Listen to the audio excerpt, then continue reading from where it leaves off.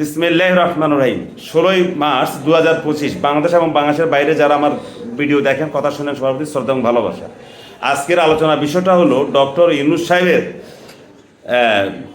Doctor Yunus সাহেবের রাজনৈতিক কৌশলে সকল দল হোয়াইট ওয়াশ, ক্রিকেটের ভাষায়। কেন বলছি? এই কারণে যে আমরা জানি যে ডক্টর ইউনূস সাহেব একটা ছোটোখাটো একটা সংস্কারে করে যেতে চান। যারা ডিসেম্বরে আমরা ভোট চাই বা আগামী জুনে যখনই ভোট চাই, এটা কোনো সমস্যা নাই, তবে উনি একটা ছোটোখাটো আকারের একটা সংস্কার করে যেতে চান এবং সেই সংস্কারগুলো তিনি প্রশ্ন আকারে দিচ্ছেন। সেখানে টিক চিহ্ন থাকবে এবং কোন রাজনৈতিক দল কোন টিক চিহ্ন দিয়েছে বা কোন রাজনৈতিক দল কোন সংস্কারের পক্ষে, কোন সংস্কারের বিরুদ্ধে, কোন সংস্কারের ব্যাপারে কোন রাজনৈতিক দল মানে কোনো ভূমিকা রাখছে না বা কথা বলছে না, সকল কিছু জানা যাবে কোথায়? ওয়েবসাইটে। এখন ডক্টর ইউনূস সাহেব যখন এই কথাটা প্রকাশ করে দিলেন, এখন তো আমাদের দেশের রাজনৈতিক দলগুলোর এখন একটা মানে ঘুম হারাম হয়ে যাওয়ার মতো অবস্থা।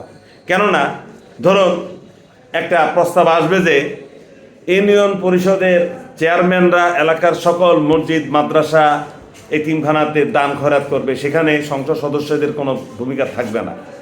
আপনি পক্ষে বিপক্ষে, একটা উদাহরণ দিচ্ছি, তাহলে আপনি পক্ষে লিখতে পারেন, আপনি বিরুদ্ধে লিখতে পারেন। এখন আপনাকে পক্ষে লিখতে গেলেও 10 বার চিন্তা ভাবনা করতে হবে, বিরুদ্ধে লিখতে গেলেও আপনাকে 10 বার চিন্তা ভাবনা করতে হবে। আবার যদি আপনি কিছু নাই বা লিখেন, সেখানেও আবার আপনার আরেক চিন্তা। তার মানে হলো এখন শোনা যাচ্ছে যে রাজনৈতিক দলগুলো নাকি সময় চাচ্ছে।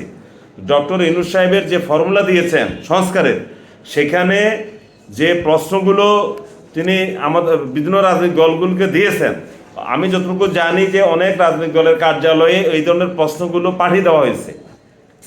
এখন অনেক রাজনৈতিক দল সময় চাচ্ছেন এটার উত্তর দিবেন কি দিবেন না।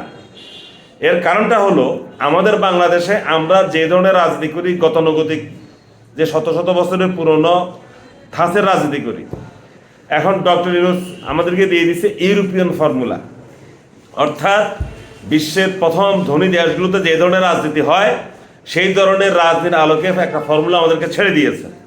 এই ছেড়ে দেওয়াতে এখন আমাদের দেশে যারা রাজনীতিবিদ তারা একটা বিপদে পড়ে গেছে।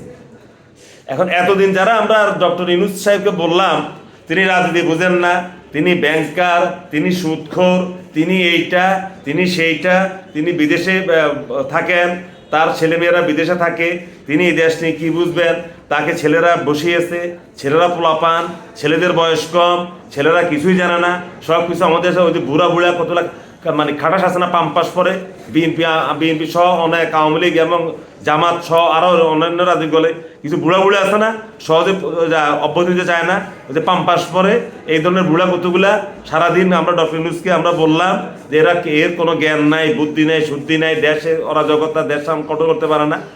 এখন তো ডক্টর ইউনূস তাদেরকে দিল খেলা খতম, দিল ডক্টর ইউনূস তাদের সামনে এখন বল, এবার তোমরা লাথি মারো।